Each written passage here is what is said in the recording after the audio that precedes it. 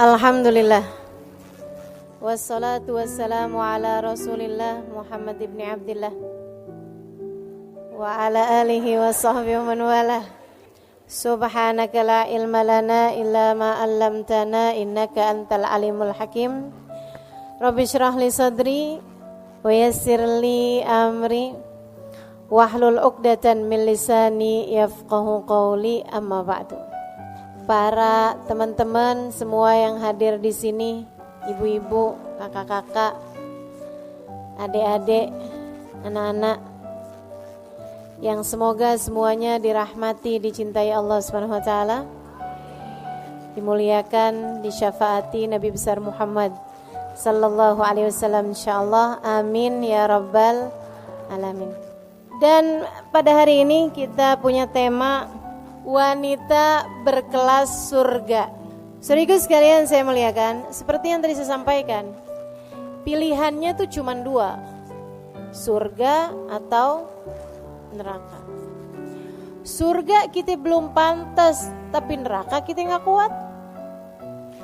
Maka emang benar yang disampaikan dalam syair yang kabarnya syairnya Abu Nawas, kabarnya juga syairnya Imam Syafi'i atau ulama yang lain yang biasa kita dengar tuh. Ilahi lastulil firdausi ahla wala aqwa ala naril jahimi fahabli taubatan waghfir dunubi fa innaka ghafirudz dzambil azim. Ilahi lastulil firdausi ahla. Ya Allah, belum pantas diri ini masuk surga. Tapi pilihannya cuma dua.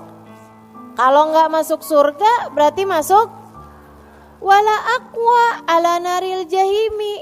Tapi suruh masuk neraka juga kita nggak kuat ya Allah. Fahabli taubatan waghfir dunubi. Yang bikin kita gak pantas masuk ke dalam surga ini karena dosa-dosa kan. Dosa-dosa bikin orang pantasnya masuk neraka. Kalau gitu fahabli taubatan. Ya Allah, karuniakanlah kepada kami taubat. Waghfir dunubi. Ampunkan segenap dosa-dosaku. Fa innaka ghafirudz dzambil azimi. Sebab meski dosaku besar, bukankah engkau adalah Tuhan pengampun dosa-dosa besar. Saudaraku sekalian saya muliakan, karenanya kita minta sama Allah, ya Allah, biar kata belum pantas, dipantes-pantesin apa ya Allah. Walaupun belum kelasnya masuk surga, dikelas-kelasin, anak bawang gak apa-apa ya Allah. Nah ini kita minta sama Allah Subhanahu wa taala, masukin ke dalam surga ya Allah, walaupun belum kelasnya, anak bawang enggak apa-apa deh. Nyelip di pojokan enggak apa-apa deh. Enggak dikasih rapot enggak apa-apa deh. Yang penting itu masuk surga. Soalnya pilihannya susah banget. Enggak surga neraka ya Allah, enggak deh neraka mah. Neraka tuh jangan pernah dijadikan pilihan, enggak bakalan tahan. Allah yang nyiptainnya aja bilang fama asbarahum 'alan nar. Coba sih mau lihat gimana kamu sabarnya dari neraka. Gak bakalan sabar, gak bakalan tahan, gak bakalan kuat. Teman-teman saya sekalian, kabarnya siksaan terkecil di neraka dipakein sendal. Sendalnya dari api dipakai mendidih ke ubun-ubunnya. Itu siksaan terkecil di neraka. Kita gak mau nih makanya. Neraka tuh mampir aja jangan. Transit nih cuman bentaran gitu. Jangan. Ngeri teman-teman saya sekalian. Sehari, aduh boro-boro sehari. Sejam kita gak mau. Nah seharinya inna yauman inda rabbika ka'alfi sanatin mimma ta'udun. Sesungguhnya satu hari di hari akhirat nanti setara 1000 tahun kalian waktu di dunia. Enggak pakai deh, enggak pakai sehari, enggak pakai sejam, enggak pakai semenit. Kami bahkan meminta kepada Allah, kita bahkan meminta kepada Allah agar bisa masuk surga dan melewati nerakanya secepat kilat, insya amin ya rabbal. Nah terus gimana nih biar kita nih bisa masuk surga? Berdasar dengan apa yang sudah selama ini kita tahu dari para ulama, syaratnya masuk surga itu 4. Iman, amal, takwa, cinta. Ada 4 tuh teman-teman saya sekalian. Yang pertama iman, itu kayak daftar. Kita kalau mau pendaftaran kan ada pertanyaannya tuh. Nah ini pendaftaran nih, ruang lobi. Mau masuk ke surga ada daftarnya. Daftarnya pakai apa? Iman. Kalau kamu gak punya imannya gak tembus pendaftaran. Imannya kepada siapa? La ilaha illallah Muhammad Rasulullah. 2 kalimat syahadat tidak terpisahkan. Makanya sampai-sampai ada tuh, saya pernah dengerin seorang ulama menyampaikan, kalau kamu cinta sama seseorang gak mau pisah sama dia, kalau lagi pisah ucapkan La ilaha illallah, dia ucapkan Muhammad Rasulullah. Suami istri misalnya gitu ya, suami mau pergi kemana, kita ngarepin mudah-mudahan baliknya ke rumah kita, jangan ke pintu orang. Kita bilang La ilaha illallah, dia bilang Muhammad Rasulullah. Insya Allah. Kenapa gitu? Insya Allah balik nyatu kembali. Kenapa? Sebab kalimat La ilaha illallah dengan Muhammad Rasulullah itu tidak terpisahkan. Gitu. Boleh diamalin ya Ustaz? Silakan aja.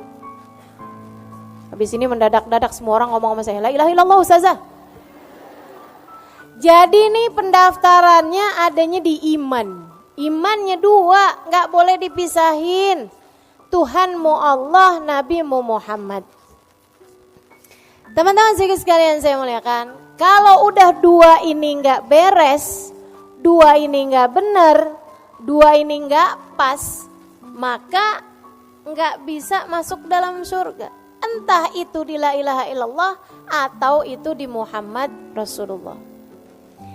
Punya la ilaha illallah doang, tapi gak punya Muhammad Rasulullah. Dia sih beriman Nabi Muhammad nabinya, tapi meyakini ada nabi lain sesudah Nabi Muhammad.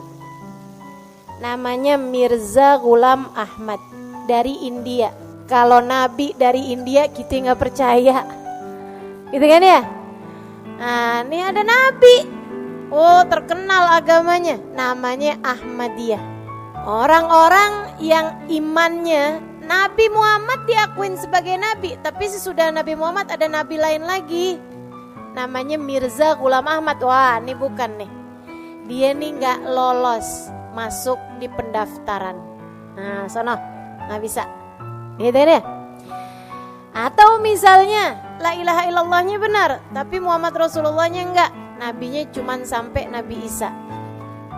Nggak masuk, nggak masuk, gitu kan ya?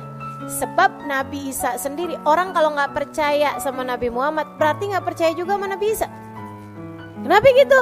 Sebab Nabi Isa tuh bilang, sesudah saya akan ada nabi yang wajib kalian imani, namanya Muhammad.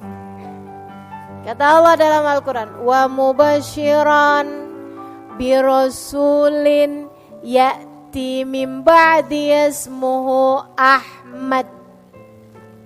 Aku ini, kata Nabi Isa, selain daripada menghidupkan orang mati, aku punya mukjizat. Selain daripada terutus menyampaikan risalah, kepada kalian semuanya, aku juga adalah seorang nabi yang diminta memberi kabar gembira bahwasanya sesudah aku nanti, ratusan tahun sesudahku, akan ada seorang nabi yang terutus namanya Muhammad di bumi, di langit terkenal dengan nama Ahmad. Jadi kalau nggak percaya sama Nabi Muhammad, berarti nggak percaya juga dong sama Nabi Isa. Sebab Nabi Isa memberikan kabar gembira tentang Nabi Muhammad. Jadi teman-teman sekalian, nih syarat imannya la ilaha illallah tambah Muhammad Rasul. Kalau nggak beriman sama Nabi Muhammad, atau percaya sih sama Nabi tapi tidak memuliakan Nabi. Nah, ini juga nih masalahnya. Tidak memuliakan Nabi. Nabi ya manusia biasa deh gitu. Nabi bisa bikin salah. Nabi bisa dikuasai hawa nafsu. Nih. Yang begini nih. Bermasalah sama imannya teman-teman sekalian. Makanya dicerita, pernah dikisahkan oleh guru saya, Sayyidil Habib Umar bin Hafid.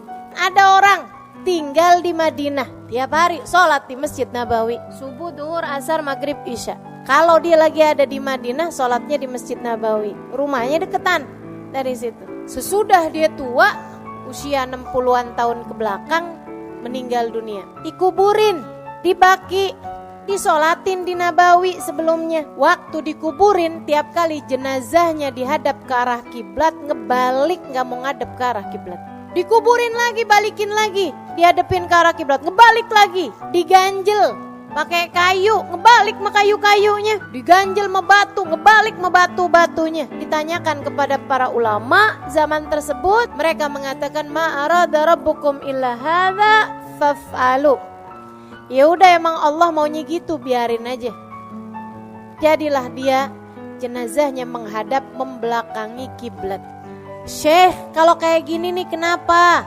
Katanya warga masyarakat. Syekhnya bilang berarti tidak mukmin di hadapan Allah, tidak muslim di hadapan Allah. Kenapa Syekh? Nah tuh saya nggak ngerti. Silahkan tanya kepada keluarganya, tanyain kepada istrinya. Istrinya bilang, waduh laki saya tuh bagus, sholatnya bener, amal dia punya. Dia bilang orangnya baik, sama keluarga baik, gak pernah ninggal, jauh dari dosa-dosa.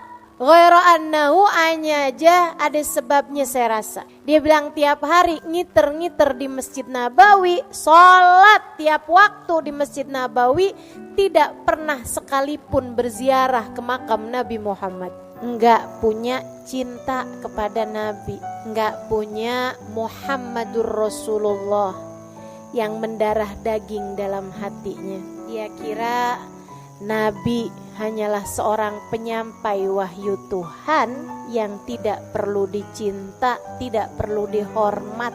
Dia hanya condong kepada la ilaha illallah, tidak kepada Muhammad Rasulullah.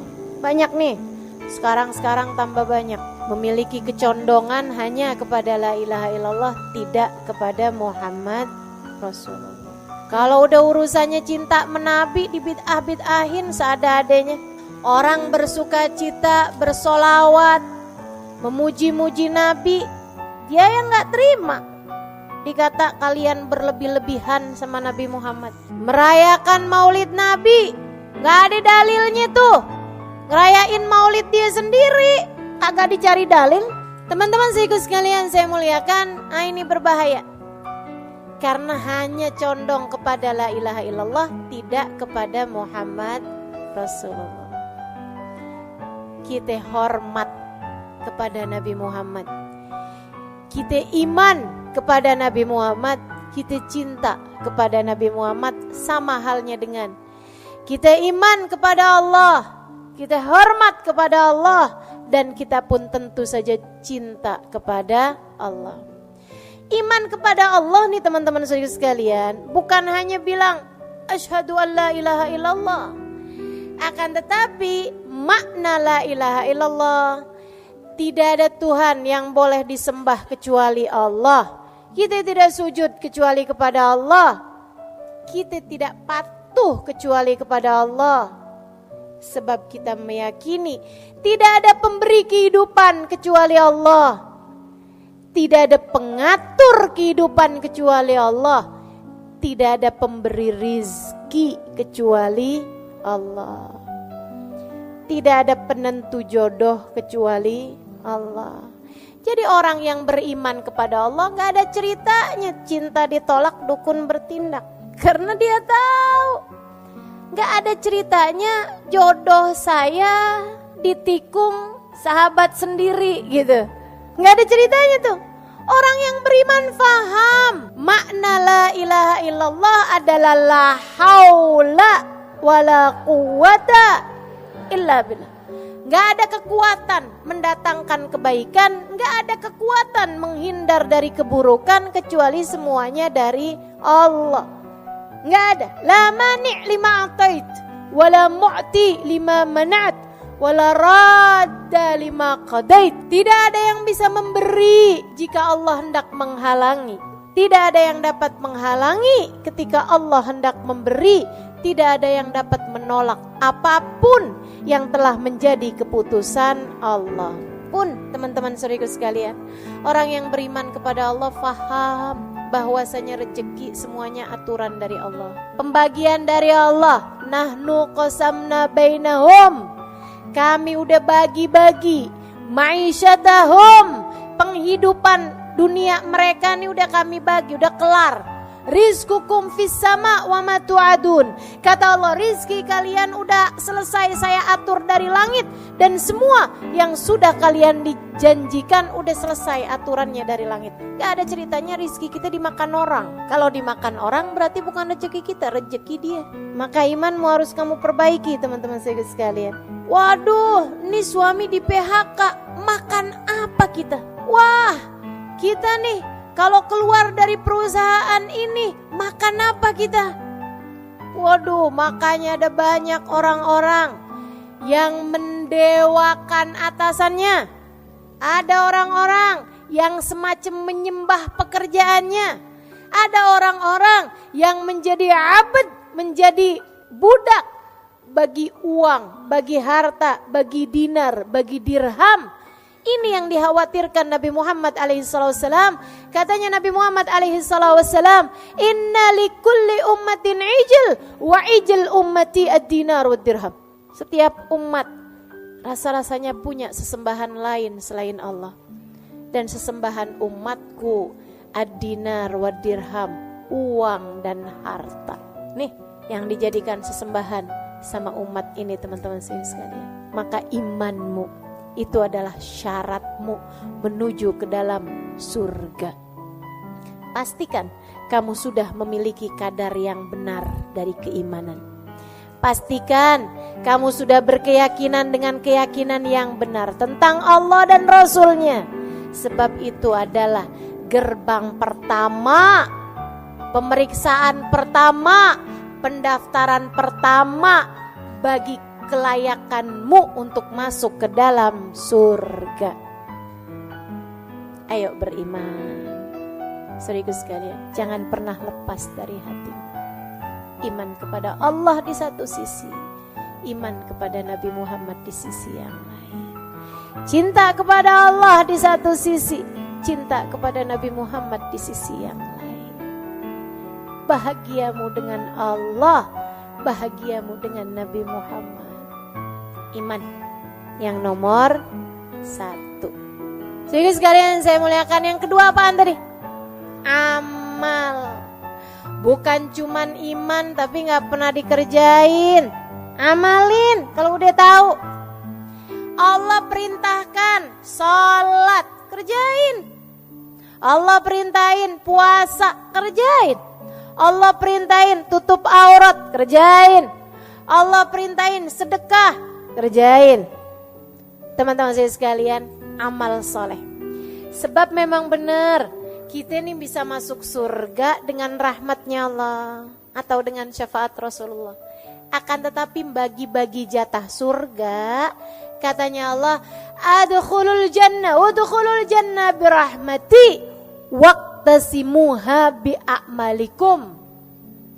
Dalam hadis qudsi Allah berfirman, masuklah kalian ke dalam surga dengan rahmatku.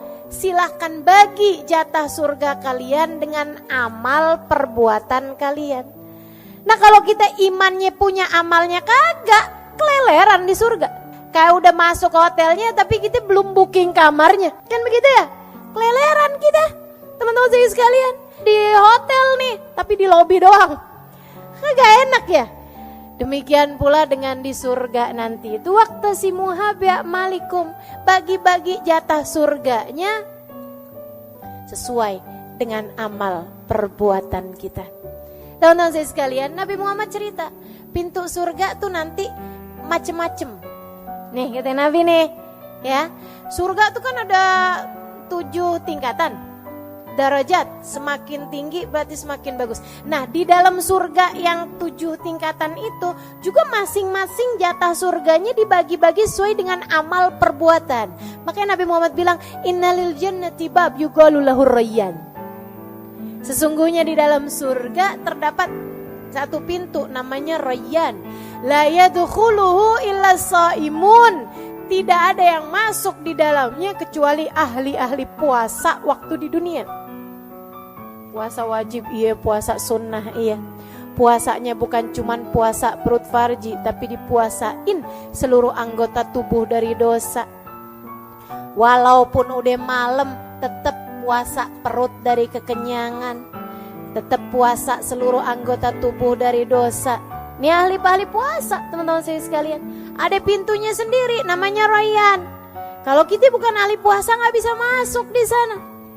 Ada pintu Nabi Muhammad cerita namanya Babur Rahmah. Babur Rahmah, pintu Ar-Rahmah, pintu rahmat.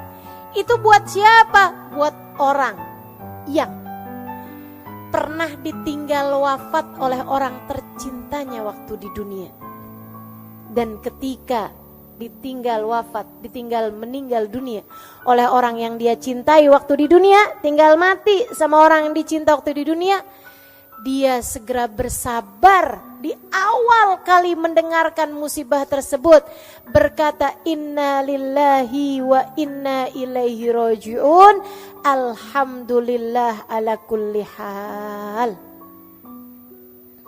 Ibni li abdi baitan fil jannah wa sammihi baitul hamd. Katanya Nabi Muhammad alaihissalam, Allah berfirman, hambaku, wahai malaikatku, bangunkan untuk hambaku sebuah rumah di surga. Kasih nama rumah tersebut Baitul Hamd, rumahnya orang yang pandai berterima kasih kepada Allah. Kekasihnya meninggal, dia tetap berterima kasih juga kepada Allah. Karena dia faham apapun yang terjadi adalah yang paling baik yang Allah berikan pada hamba-Nya. Masya Allah. Jadi teman-teman saya sekalian, ada pintunya sabar, ada pintu buat ulama, ada pintu buat orang-orang ahli dakwah fillah, ada pintu buat anak yang berbakti kepada orang tua, ada pintu buat orang-orang ahli jihad fisabilillah, ada pintu buat para pembaca Al-Quran dan pengamal Al-Quran, ada pintu-pintunya teman-teman saya sekalian. Dan buat istri yang solehah, yang dia bakti kepada suaminya, bikin ridho suaminya, sampai suaminya merasa bahwa hidupnya seperti berada di surga bersama dengan istrinya yang solehah tersebut. Teman-teman saya sekalian yang saya muliakan, dia junjung, dia muliakan suaminya. Jadi istri yang benar-benar mampu membahagiakan suaminya, kalau meninggal dunia boleh pilih pintu surga manapun yang dia inginkan. Bebas, kamu bebas milih pintu surga manapun yang kamu inginkan. Masya Allah. Bu, para istri, ini kita bisa masuk surga jalur pintu khusus nih. Boleh milih teman-teman saya sekalian. Ayu mamratin salat farda, samat syara, wa ta'at zawjaha, faltadkhulil jannah min ayyi babin sya'at. Kalau ada seorang istri, dia benar sholatnya, fardunya, dia benar puasa Ramadannya, Yang bolong-bolong ditambalin sesudahnya, karena dia mens, karena dia nifas, dia bayar sesudah bulan Ramadannya. Dia gak punya puasa sunnah banyak-banyak, dia gak punya sholat sunnah banyak-banyak, tapi dia punya amal ibadah berupa menyenangkan suaminya, sampai suaminya ridho kepada dia. Nanti kelak kalau masuk surga boleh milih pintu surga manapun yang dia inginkan. Kata Nabi Muhammad alaihissalam. Tapi emang ya, nih kalau belum kawin sih belum tahu rasanya. Kayak gampang. Betul apa enggak? Ini yang belum kawin nih. Saya pengen kawin biar bisa masuk surga dari jalur pintu khusus. Yang belum kawin. Yang udah pada kawin nih, ya Allah kayak kagak bisa dah lewat pintu yang nono. Ternyata jadi istri bukan main-main. Bener-bener itu ya. Ya Allah. Emang suami ini emang bener-bener pintu surga, teman-teman sekalian. Emang bener-bener jalan surga, beneran dah. Dan karena surga itu mahal, emang susah mau masuk dari jalur yang ini nih, sampai mikirnya kayak begini, jalur lain aja dah. Ya Allah. Dah para istri ya, kalau suamimu lagi nyenengin, emang jalan surga mah enak gitu. Kalau suamimu lagi rada nyebelin, emang jalan surga mah berat gitu. Tapi biar kata berat kita jalanin, ya enggak? Hadiahnya surga, teman-teman saya sekalian. Jadi kalau lagi kesel-kesel sama suami, ingetin diri aja surga. Suami lagi marah-marah, kita senyum aja, bayangin surga gitu. Gak apa-apa. Suami lagi ada nyebutin nama salah satu yang ada di kebun binatang, biarin dia aja surga. Saya gak mau balas, saya gak mau. Insya perlu amal soleh, teman-teman saya sekalian. Perlu amal soleh. Sampai-sampai nih, waktu Nabi Muhammad cerita kayak begitu, ada sahabat nanya. Nabi Muhammad tuh cerita, jadi kamu kalau masuk surga, tuh yang namamu ada di pintu situ bakal memanggilmu. Tenang, kamu gak usah susah-susah tuh nyari nama kita ada di mana. Gak usah teman-teman. Begitu kita masuk surga, pintu yang ada nama kita di situ bakal manggil. Halimali terus, gitu.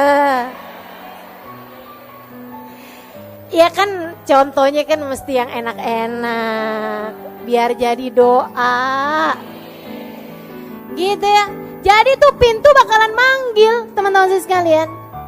Begitu kan? Nah, kalau yang istri yang solehah nih, ya itu dia, boleh jalan, boleh milih pengen masuk yang mana gitu.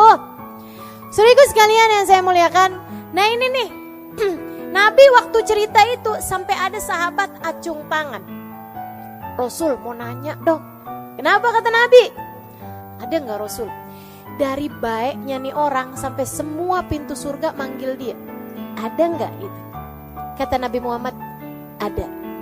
Dia adalah Abu Bakar As-Siddiq. Semua pintu surga manggil dia, teman-teman. Ya Allah, luar biasa, benar ya, sahabat baginda kita Nabi Muhammad alaihissalam. Yang satu ini sambilan mikir gitu, kita gimana nih ya? La ilaha illallah, la ilaha illallah. Mudah-mudahan dah biar keterima sama Allah, biar dirahmati sama Allah, biar disayangi sama Rasulullah. Kali-kali gitu dicariin, ya enggak? Amin ya Rabbal. Baik tuh, satu tadi apa? Dua, pastikan ada yang bisa kita andelin. Pastikan bahwa amal ibadah kita itu juga ada yang bikin kita jadi pantas masuk surga. Sabar-sabarin teman-teman saya sekalian. Emang yang namanya ibadah mah karena jalan menuju surga tuh kan, jadinya kan berat tuh. Namanya ibadah memang berat. Tahajud ngantuk, ya enggak? Puasa lapar. Semua ibadah memang kayak begitu. Hadir pengajian, Enggak tuh, enggak pada males gini ya Allah. Jadi teman-teman sekalian tuh amal soleh. Kemudian yang ketiganya apa tadi? Takwa. Saudariku sekalian saya bilang, apa tuh takwa? Jauhi dosa. Itu takwa. Takwa itu punya rasa takut sama Allah, membuatmu tergerak mengerjakan perintahnya dan menjauh dari larangannya. Takwa, jauhin dosa. Kalau kepengen masuk surga, ya jangan menempuh jalan yang bikin kamu masuk neraka. Kan katanya pengen masuk surga. Maka wanita berkelas surga seharusnya nggak booking tempat di neraka. Katanya Nabi Muhammad alaihissalam, man balag umruhu arba'in falam yujawiz khairuhu syarrah falyatajahaz ilan nar. Siapa yang umurnya 40 tahun tapi dosa-dosanya banyak banget, gak lebih daripada pahala yang sudah dia buat. Umur 40 tahun masih rajin banget bikin dosa. Falyatajahaz maq'adahu minan nar. Dia sedang mempersiapkan tempatnya di dalam neraka.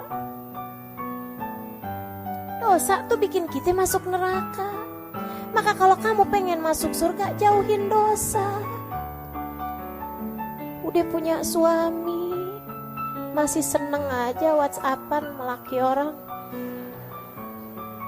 Ada di sono, sini. Kalau kurang, jangan utang. Apalagi kalau hutangnya hutang riba, haram. Teman-teman, haram. Haram. Itu dosa paling parah tuh, dosa riba. Serem banget. Dalam Al-Quran, ini saya kasih tahu ya, buat siapapun yang suka berhutang, apalagi kalau sampai hutangnya sampai hutang-hutang yang pakai ada ribanya, teman-teman saya sekalian. Utang yang sama temen aja, yang kalau dia lupa alhamdulillah, yang kalau dia nggak nagih-nagih berasa dapat rezeki hamba solehah. Nih teman-teman saya sekalian, itu aja bahaya loh, bisa nyegah kita dari surga, apalagi hutang riba. Saya kasih tahu, saudara sekalian saya muliakan, dalam Quran tuh ada 2 dosa yang Allah ancam. Dalam Quran ya, ada 2 dosa yang Allah ancam. Kalau kamu nggak berhenti, kamu ngajak perang denganku, kata Allah. Ada 2 dosa. 1, dosa bunuh Nabi. Bunuh Nabi. Bunuh Nabi. Nabi diutus ke atas muka bumi malah dibunuh, diancam perang sama Allah. Utusanku dibunuh, gimana nggak diancam perang sama Allah? Kamu berani-berani bunuh nabiku, kata Allah. Fa'dzanu biharbin minallah. Aku akan perangi kamu, kata Allah. Pantas dong dosa bunuh nabi. Saudara sekalian saya muliakan, dosa yang kedua, dosanya riba. Kata Allah, kamu nggak berhenti ngerentenin uang, kamu nggak berhenti berhutang riba, fa'dzanu biharbin minallahi ta'ala wa rasulih. Aku dan Rasulullah Muhammad mengumandangkan perang sama kamu. Makanya nggak ada ceritanya orang yang suka berhutang riba hidupnya bahagia. Cari aja. Apalagi yang rentenin uang, apalagi yang minjemin dengan berbunga. Itu kelar. Udah deh, diperangin sama Allah, gimana ceritanya seneng? Diperangin sama Allah Subhanahu wa taala. Maka saudara sekalian, yang mau masuk surga, kita cari kelas kita ini di surga nih teman-teman saya sekalian. Mesti jauh-jauhin semua hal-hal yang bikin kita pantas ada di neraka. Jauhin semua yang bikin kita pantas ada di neraka dari semua jenis dosa-dosa. Nih dengan ya, jauhi apa nanya? Dosanya pacaran jauhin, dosanya ngomongin orang jauhin, dosanya fitnah jauhin, dosanya marahin suami jauhin. Emang dosa saja? Dosanya mukul anak jauhin. Ibu, dosa itu katanya Nabi mahaka fi sadrik, yang bikin nyesel di hati itu dosa. Dosa itu subhanallah. Sama Nabi Muhammad dikasih cirinya nih dosa nih. Maha kafi sadrik wa karihta an yattali alaihin nas. Kamu mau tahu apa itu dosa? Yang bikin sumpek hati dan yang pekerjaan yang kamu nggak mau kelihatan sama orang lain. Itu dosa. Teman-teman sekalian saya muliakan, kamu di saat lagi mukulin anak, seneng gak kalau dilihat sama orang? Gak mau. Ibu-ibu sekalian, kamu lagi jalan nih sama anak kamu nih. Ceritanya nih, lagi pergi ke swalayan. Tahu-tahu anak kamu emang lagi rada bandel bertingkah gitu ya. Sampai kemudian dia nabrakin susu tumpah. Di situ di supermarket, ya Allah. Kita kesel banget sama anak kita kan. Mau kita jewer. Pas lagi mau jewer, Ustazah Halimah lewat. Misal. Kira-kira jadi apa gak mau jewer? Ustazah, ya ampun. Doain anak saya deh Ustazah. Iya apa iya? Kayak gitu tuh pasti tuh. Saya tuh ya kalau ketemu sama orang di swalayan misalnya gitu supermarket. Emang Ustazah pergi ke supermarket? Ya ada lah, namanya kan saya kan ibu rumah tangga. Ada juga gitu, belanja, begitu kan ya. Teman-teman sih sekalian, saya ketemu sama orang di supermarket nih. Orangnya tahu-tahu belum pakai kerudungan. Ya, saya bahkan nggak kenal, saya bahkan nggak terlalu, kayak saya nggak semua orang saya kenalin kan. Kalau di pengajian mah kerudungan ya nggak. Pas ketemu sama saya gini, Ustazah, pegang rambut. Pegang rambut teman-teman saya sekalian. Padahal saya nggak ngomong apa-apa tuh. Ustazah doain dah Ustazah, ya ampun doain. Saya mau belum pakai jilbab Ustazah doain gitu. Nah itu karitan ya tali alaihin nas. Kamu nggak suka ada orang ngeliat, kan begitu tuh. Nah itu tuh yang namanya dosa tuh. Jadi ibu-ibu sekalian, yang namanya jewer anak dosa apa nggak dosa? Dosa. Mukul anak, nyubit anak, apalagi sampai merah dosa. Udah hindarin aja semua dosa. Kalau kamu memang pengen jadi hamba Allah yang pantas buat masuk ke dalam surga. Yang terakhir, pengen masuk di surga. Orang surga tuh ahli-ahli cinta. Cinta sama Allah, cinta sama Rasulullah, cinta sama apapun yang dicinta sama Allah, cinta sama siapapun yang dicinta sama Rasulullah. Tuh caranya buat masuk surga. Kalau kamu pengen masuk surga tapi sama itu sebel, sama no gak cocok, sama no gak demen, sama si itu bawaan pengen berantem mulu, kamu belum dapet persyaratannya, belum lulus persyaratannya teman-teman saya sekalian. Surga itu tempat kasih sayang. Wa qalu salama, tuh ahli surga tuh. Qalu salama, mereka selalu hanya akan berkata salam, damai, bahagia, senang, gitu. Ketemu senyum tuh ahli surga. Saudaraku sekalian saya muliakan, kata Nabi Muhammad, innakum lan tadkhulul jannah hatta tu'minu. Kalian gak bisa masuk surga kecuali kalau kalian beriman. Walan tu'minu hatta tahabbu. Kalian gak bakal beriman kecuali kalau kalian saling cinta. Syarat mutlak buat masuk surga harus punya cinta. Siapa yang kita cintai? Semuanya kecuali setan. Semua mesti kamu cintai. Bahkan gak cuman manusia teman-teman saya sekalian, malaikat kamu mesti cinta. Kan begitu ya? Abis gitu makhluknya Allah, binatang-binatang aja kita mesti cinta sama binatang. Cintai kucing, jangan dipukulin sapu mulu. Kan begitu ya? Cintai binatang-binatang, cintai makhluk hidup, pepohonan pun kamu mesti cintai. Kan begitu ya? Saudara sekalian saya muliakan, jangan nebang hutan sembarangan, jangan bakar-bakar hutan.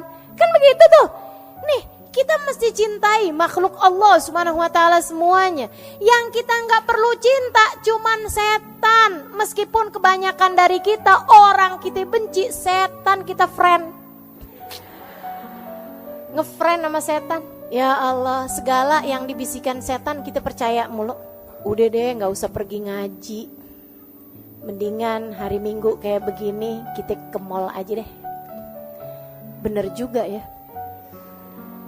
Dia friend sama setan.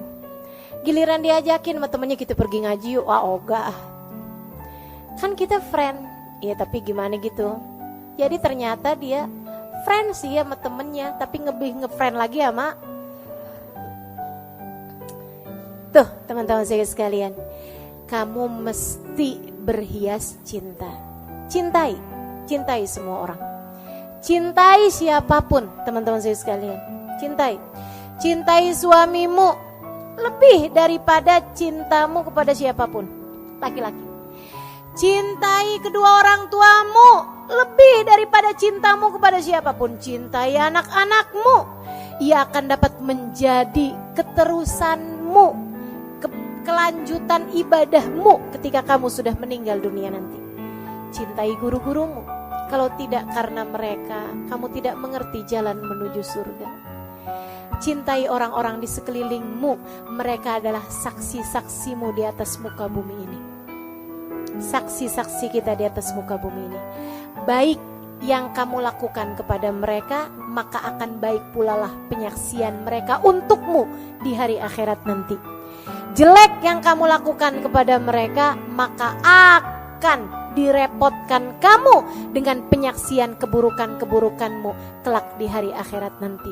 Maka teman-teman saudara sekalian, syarat menuju surgamu ada 4. Laksanakanlah itu dalam kehidupanmu. Miliki iman yang dapat membuatmu faham tidak ada sesuatu terjadi kecuali dengan izin Allah, dan bahwa manusia yang seharusnya kamu ikuti jalannya di atas muka bumi ini, kamu hormati lebih daripada siapapun. Imam bagi kehidupanmu adalah bagindamu Nabi besar Muhammad sallallahu alaihi wa ala alihi wasallam.